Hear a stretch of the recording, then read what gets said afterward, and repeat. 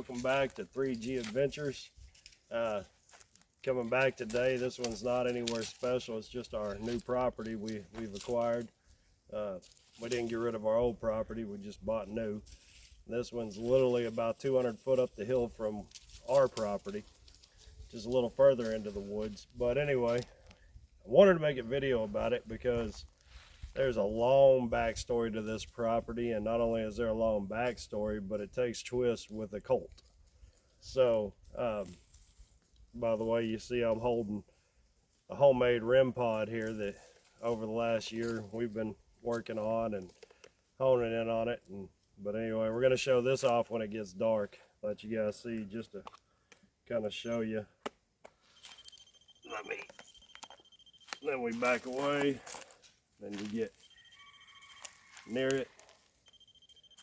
So anyway, we'll get into that later. But back to the property, and while we're making a video on it, is a year ago some neighbors moved in. We were the only people that lived on this road. Well, I don't know where these people come in, and where we live, the roads show to go all the way through on the maps. Most of them do not. They've been overgrown for years. These people just come in and start clearing this road out. And I'm trying to be neighborly, and I'm out asking if they need help. And Bella, get over here. Okay, it's my dog Bella. But anyway, so I'm trying to be neighborly and ask this guy if he needs any help cutting trees down to get up here. I had no idea that I would not like this guy, and I would come to despise this guy later on. But anyway, I meet him.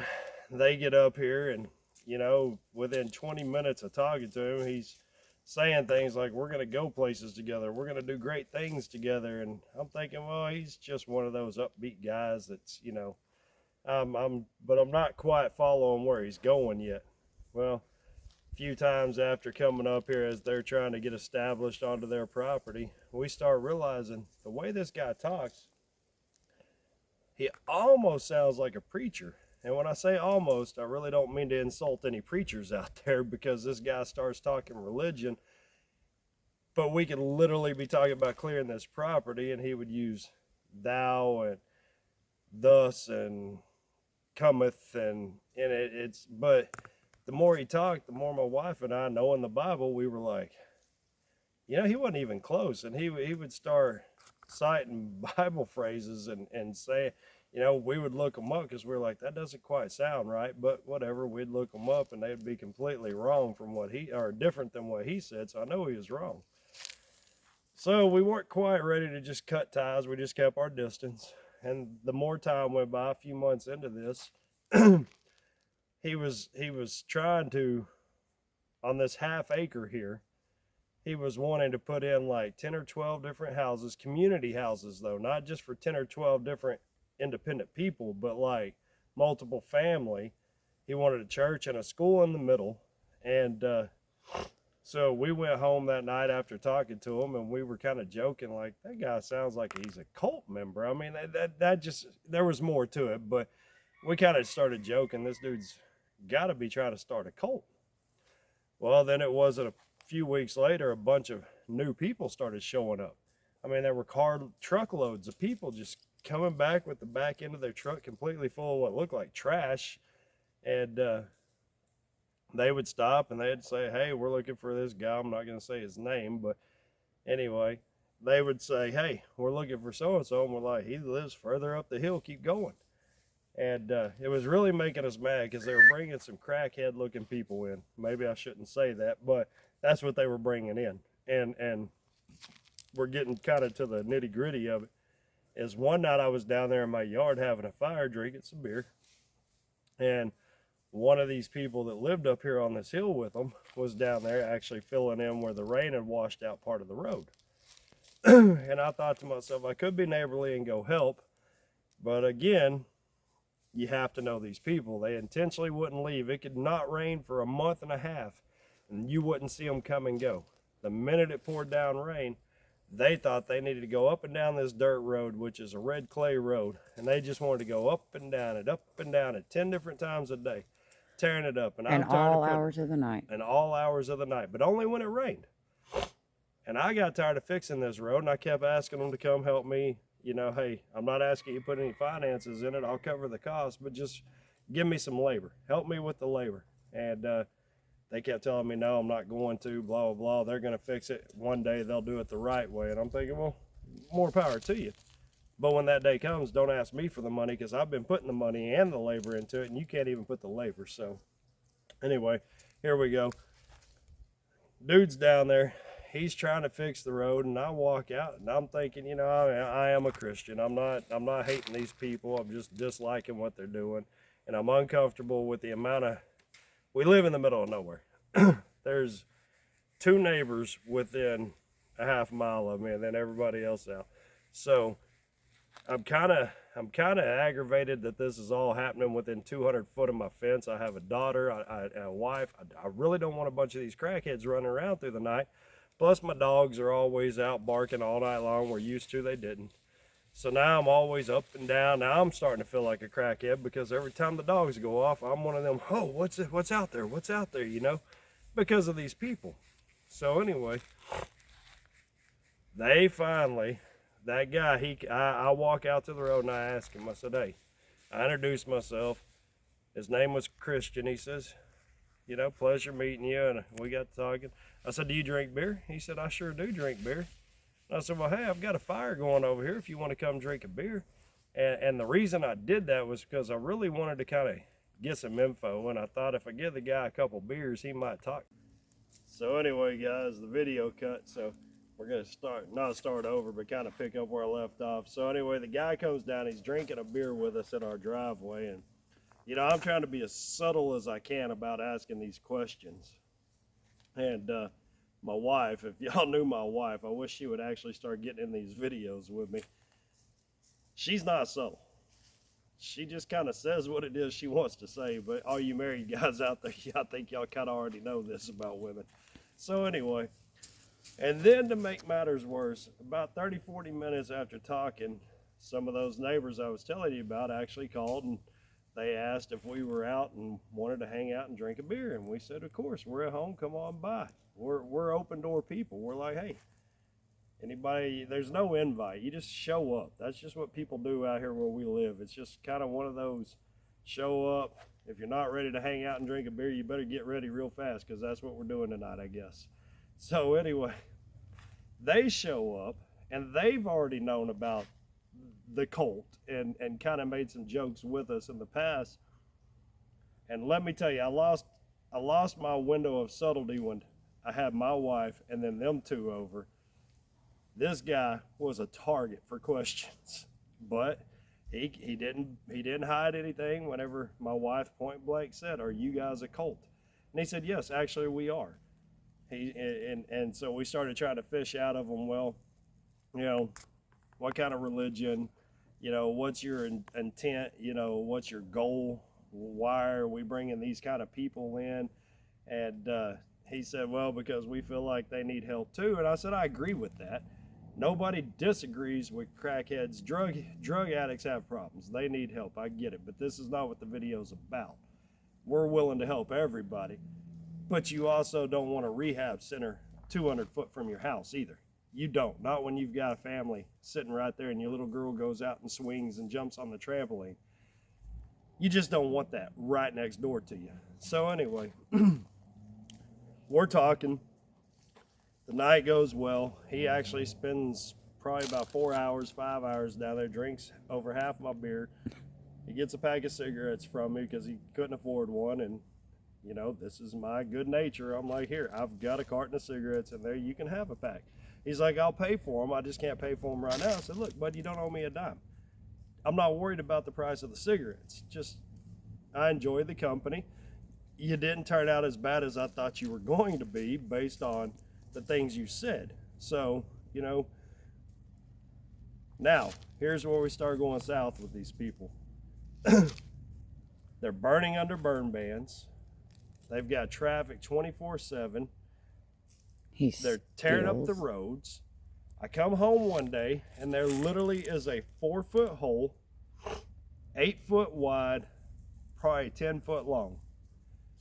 The guy that I had down there drinking the beer and smoking the cigarette, when I pulled out in the road, all I could see is about this much of him sticking out of the ground. And I'm And like, he's as tall as you are. yeah, he's good 6 foot like me. So I'm thinking, what the hell's going on? That's blocking my driveway. You're digging across my driveway where the road turns into my driveway. I can no longer get in. So I actually had to buy a piece of property next door to me just so I could cut in a driveway because, yes, I got out. I'm being a little combative. I'm being a little aggressive. I'm kind of mad. I've been at work all day. What the hell you doing? There's where we live, you know, there's no fear hitting gas lines, water lines, telephone lines, anything like that, because they're all on a different road. But the thing is you're stopping me from getting in. Now I have to park on this dirt road and walk into my house, which there's hardly any crime out here. So, I mean, that's not a big issue. It's inconvenience. So I'm mad. They fill in the hole. But lo and behold, we come out of a burn ban to a flood that actually flooded my house. We ended up with 4 inches of water through our house, my truck, my wife's old car, water over the seats. It was bad. Well, when you get a flood like that, it's already going to tear up these dirt roads. We had about 3 foot of water total come through there. Yeah, we had 3 foot of water come through our property. And I'll see if we can't find some pictures of me standing in the water and put them with this video because, I mean, when I'm walking out there, it's to my waist. So anyway, but here's the thing. When floods like that come through these dirt roads, anybody that lives in the country or lives on dirt roads, y'all know, you get that kind of water, you're already chancing the roads being tore up when it all recedes. And, you know, the funny thing is that road was not tore up anywhere except for where they dug that hole. That 4 foot hole became a 6 foot hole, about 40 foot long, and probably, without exaggeration, 20 foot wide? At least. At least. They did not offer to fix it. I had to fix that. I started to fix it. I'm spending my time and my money fixing it. They show up one day and they cut down a tree and they're bringing these logs, kind of looks like something like that, down there, and they're thinking they're going to fill this thing in. Well, guess what? 2 weeks after they put a bunch of those in there, thinking they're just going to shovel dirt over the top of it, we get another torrential rain that flooded our yard. Luckily, this time it did not flood our house. It just flooded the yard with about 1.5 feet of water. Mm-hmm. Real bad time. Real bad 2 storms in a row. Bella, come here. So anyway, every bit of that he put in that hole floated. Bounced off my cars, my truck, my house, tore my fencing up. So they thought they were going to do it again. I went out and I was combative again. I'm like, hey guys, you need to stop what you're doing. I catch you doing it again, I'm going to get ugly. Shouldn't really say this on YouTube, but one of us is going to get hurt in this road if you keep it up. You're tearing up my property, and I'm going to call the sheriff. We did call the sheriff. The sheriff come out and pretty much told the guy, hey, look, you do anything else to this road without going to civil court to get approval to fix it, then I'm personally going to come out here and throw you in jail. I'm like, hey, that worked. Dude left my road alone.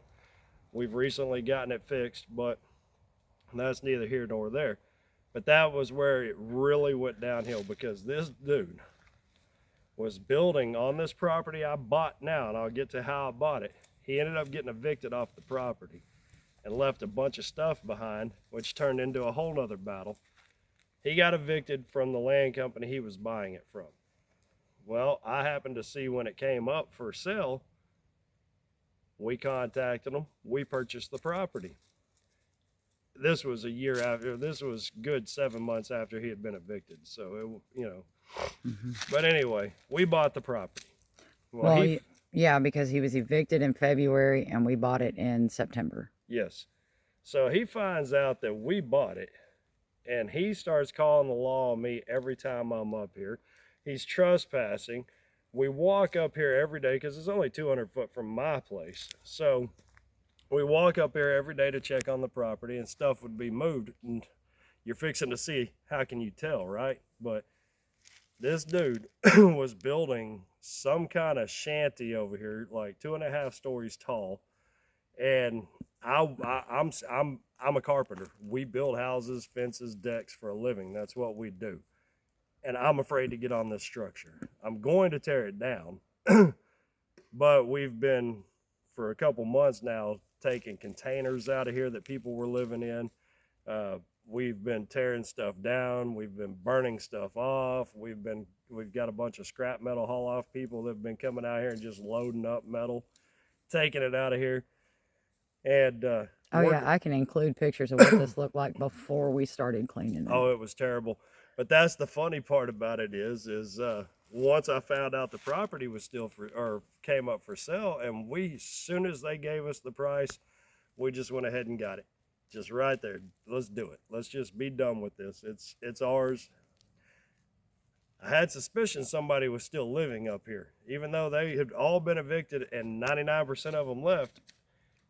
One of the containers that was actually parked right behind me had a door cut out with a blanket hanging over it, a couple windows in it, and A couple window units, even. and a couple window units, and because they had gotten power on the property. So anyway, I come up here that day as soon as I get off work, because Tiffany was handling all this while we were on a job site. She's taking care of getting everything paid for, getting the contract, getting all the setup for when the deed's going to come in, hammering out purchasing property. So I can't wait to get home. We actually cut out of work early that day, which is fine. We own the company, but we come home early. I just can't wait to get up here. But I know I have a suspicion we've heard people up here. And we've seen lights at nighttime. It's only 200 foot through the woods. Straight through there. 200 foot is my place. So sound travels. Boy, does it. That's a side story too. But so I can't wait to get up here. But I know there's people up here. I have a funny feeling. So I get a hold of my neighbor over there and I'm like, hey, would you guys like to come up here with me? Because I don't know how many people are there. And of course, being Texas, there were 6 of them actually. There was 6 of them. And but being Texas, let's just say we're allowed to do some things without permits around here, and I'm gonna keep it at that because YouTube guidelines. Needless to say, I didn't come unprepared for a confrontation. I did not want one. I did not expect one. But knowing there's still going to be somebody there, I wanted to be prepared because I'm about to tell these people, get lost, get off my property. And I understand how somebody could feel about that, and I understand how fast things could twist into a confrontation. So I also brought a couple other guys with me. When we get up here, I beat on the side of that container. Sure enough, like whack-a-mole, some dude pops his head out. He's like, can I help you? I'm like, yeah, you can. You can pack your and get off my property. I have purchased it. I purchased it at whatever time, 1:30 this afternoon. He's going on and on. He's like, well, I'll get my stuff off, blah, blah, blah. And I said, he said, can I enter a verbal agreement with you? And I said, no, you cannot. Because in the state of Texas, if you enter a verbal agreement with somebody who's been evicted or is squatting on your property, then you might as well be prepared to go to court and pay all this money to get them evicted. And it's going to take a year to do so. Or give it to them. Or just give it to them and be done with the headache at this point. I didn't just buy this property just to give it to somebody I don't know and I dislike anyway. So, at this point, they get off the property peacefully. And there were a couple calls to the sheriff, but other than that, they did leave. They left that night at about, 11? They were finally gone. Yeah, somewhere around there. Somewhere in there. And let me tell you, it was a moment of celebration. So the next morning we walk up here just to see what's left behind. And there's already tons of stuff that is gone that, like I said earlier, we got rid of, we've burned off, we've had hauled off. But just to show you how bad this cult was. That was inside the 40-foot container. Yep. Those were inside the 40-foot container. And this is the monstrosity that only gets worse the longer you look at it. Yes. It is super scary.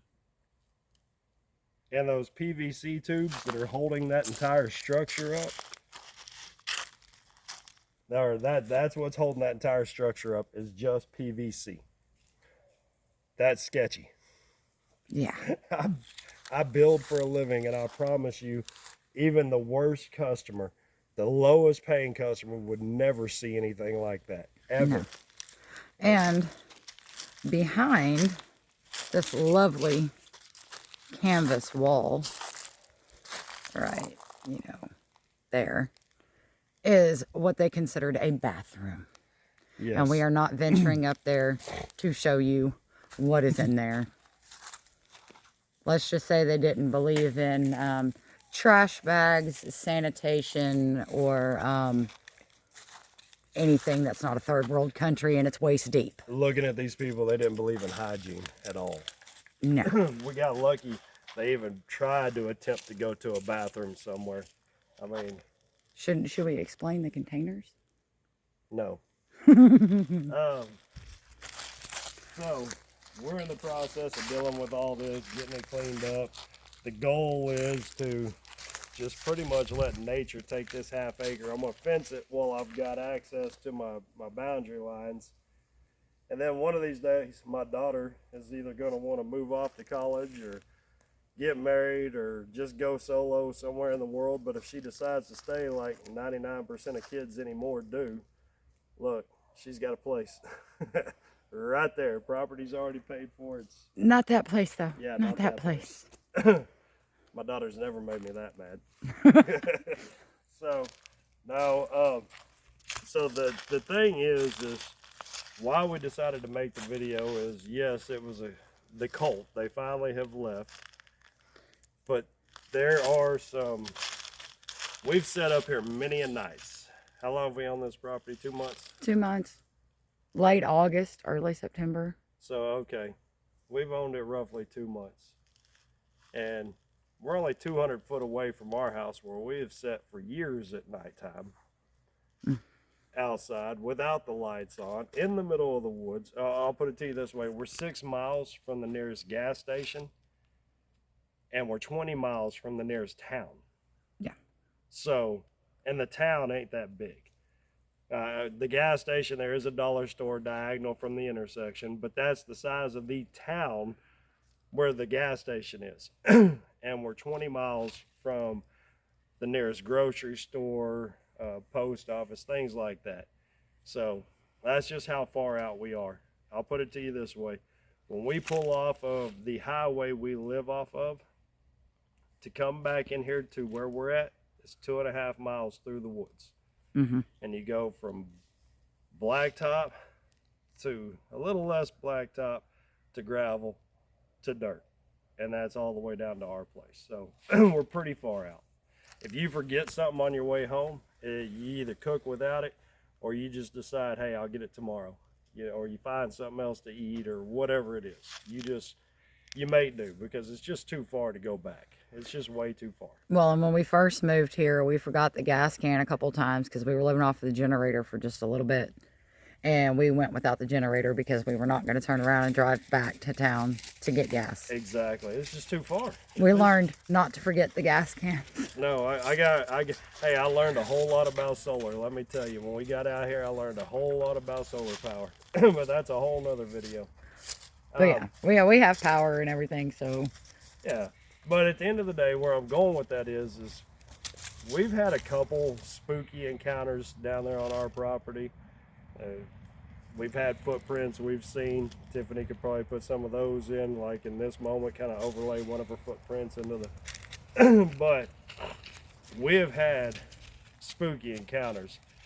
But since we've been here, it's been real nice. A lot of nights, we just kind of load up the truck with an ice chest and we come up here and we start working and cleaning the place up, and we bring the lawn chairs, and we, used to, we'd start a little fire, but we've recently went into another burn ban as of last week, so I cannot burn this stuff off until we get more rain and they lift the burn ban. So anyway, but at night when we're sitting here with no more light than the fire, a lot of things have happened up here, a whole lot. So we're gonna sit here tonight with, I don't know if I can call that a REM pod on YouTube because it's not a REM pod. I only assumed it's my own version of one. But we're gonna sit up here tonight with that, and It's our paranormal device. yeah, our paranormal tracker. Anyway, I've got a bunch of them made up. It's just, but maybe we'll start selling them off if anybody's interested after seeing the video. But anyway, we've set up here. Things have moved that don't typically move in a wooded area. And I know you're thinking, you're in the woods. I watch these same videos. I watch the same stuff. I'm a YouTube junkie myself. We watch this stuff all the time. And we're like, quit panicking. It was just a bird making a noise. Yeah, it's dark. The rodents move at night. The things move at night. Not everything goes to bed just because the sun goes down. There are a ton of animals. That come to life when the sun They're goes nocturnal. down. So of course you're going to hear stuff in the woods. And I laugh at these YouTubers that are out there making these videos because a rat this big moving through those leaves, pan around there and show them the thickness of the leaves. Oh yeah. Leaves, pine needles, trees. Oh, we're going to have to walk back there tonight when I get my boots on. Oh, And film the old fireplace. the old, yeah. But a rat this big moving through those leaves will sound like Godzilla going through those woods. So I laugh when these people are like, oh my God. But here's the thing.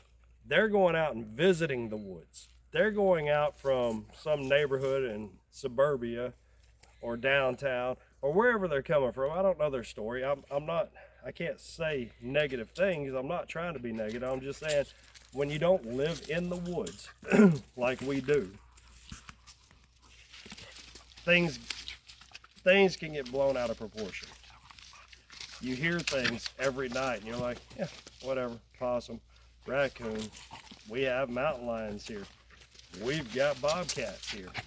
We've got all kinds of, we've even got badgers. We've got East Texas badgers here. I've never seen one. I've just heard everybody talk about them. I've seen the Parks State Wildlife Department release things on them. But anyway, There goes the dogs. so these things are going to move around at night. And different ones will leave different prints. Different ones will make different noises. So we don't typically spook over just noises. Things that go bump in the night. You'll see tonight. We'll walk out here and check this fireplace out. And there won't be a one. What did you hear? Did you hear that? Oh my God, did you see that? We're showing you that there's neat things in these woods. However, there has been some unexplained noises that we've heard out here. There's been, I wouldn't really say lights or anything like that. It's just been kind of these prime example. And this could be explained by the mountain lion. Could be. I'll walk at night and you'll hear footsteps that just almost match mine. But I'll stop on a dime and it'll take one more step because it doesn't know that I'm about to stop and when I'm going to do it. So therefore, you know, that kind of puts the hair on your arms. That makes it stand up. The hair on the back of your neck stands up. Bella, come here, baby girl. Come here. So we're going to try to catch some of that tonight on video. We're going to try to use the spirit detector, whatever you want to call it. We're going to try to sit out here tonight after dark, and it's a Sunday night, so I've got some things to go do in the morning, or it's a Monday night, sorry. I've got some things to go do in the morning, so we can't stay out real late, but fortunately it's been getting dark at about, what, 7:30? Yeah, 7, Somewhere in there. Somewhere in there. So we can still sit up here, and we're only 200 foot from the house, so it ain't going to take me a long time to get home tonight, so we're good to go. If it does, something went terribly wrong. Now, real quick, this dude, I'm just sitting here thinking about a while ago. I didn't finish my thought. So this dude kept trying to get the cops called on me for coming up here and kept telling the cops that I was stealing his property and vandalizing his property, and he wanted me thrown in jail for destruction of his property. And I'm sitting there with a copy of the deed, I'm sitting there with a receipt showing where I paid for the property, and I got the contract that I guess it's, you just have to sign the contract before you sign the deed, or before the deed can be transferred into your name, whatever. So I've got all this documentation. And these cops, these sheriff's deputies, they're tired of coming out here. This dude's calling them left and right on me.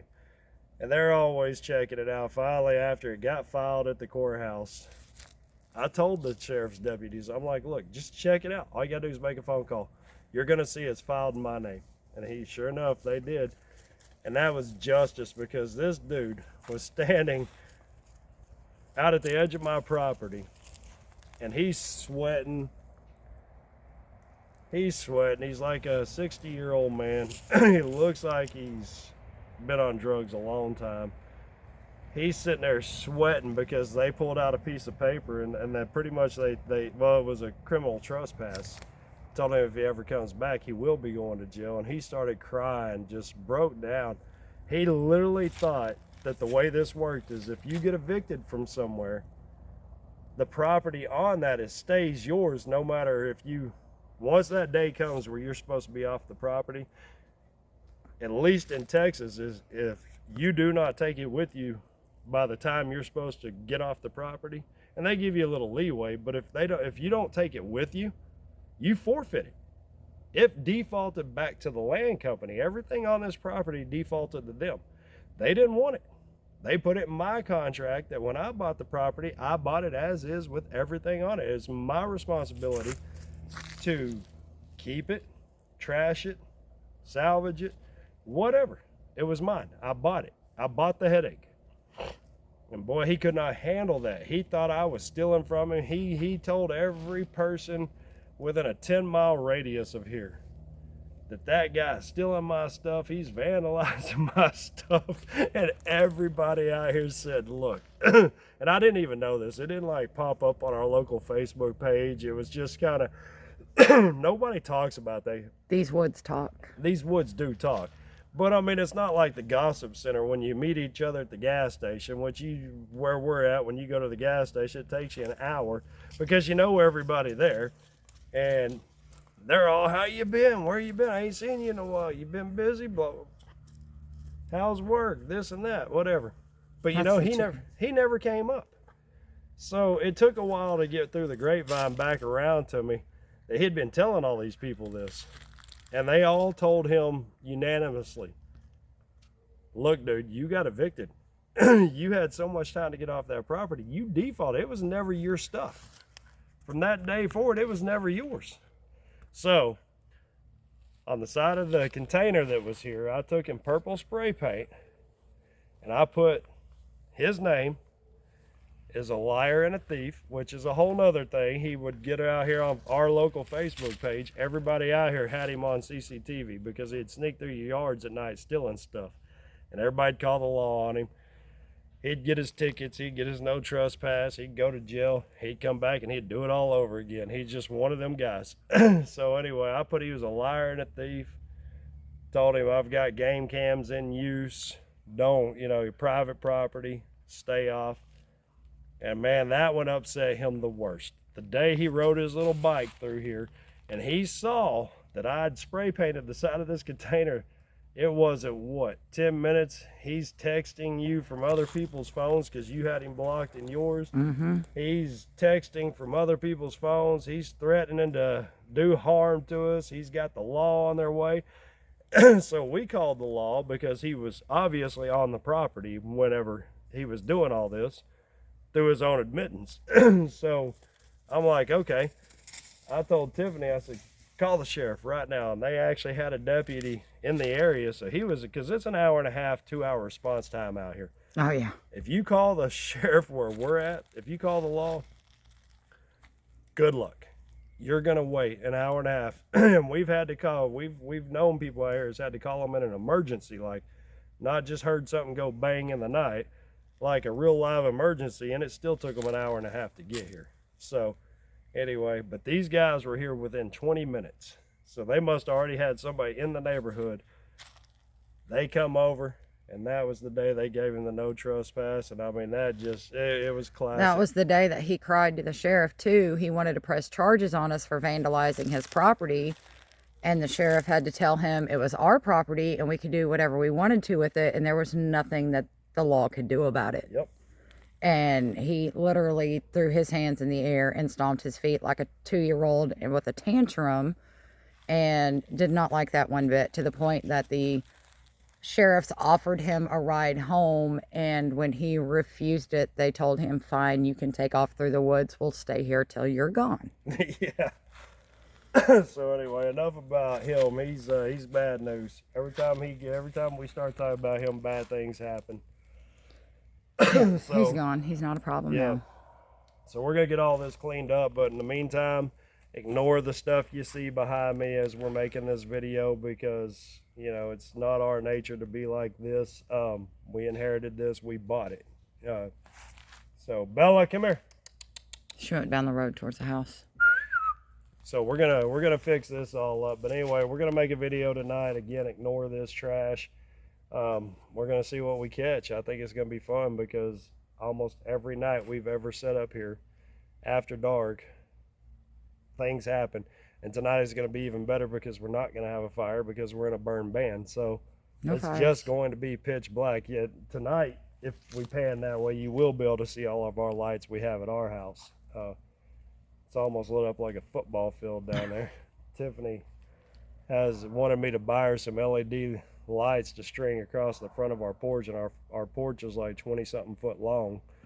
And we didn't realize these lights we bought were blinding. They were supposed to be soft light. They were supposed to be soft light, but now let me tell you, when we're up here on this property, I can see a fly by on my porch down there. They're that bright. So anyway, I think we'll end it there. We'll be back in a little while.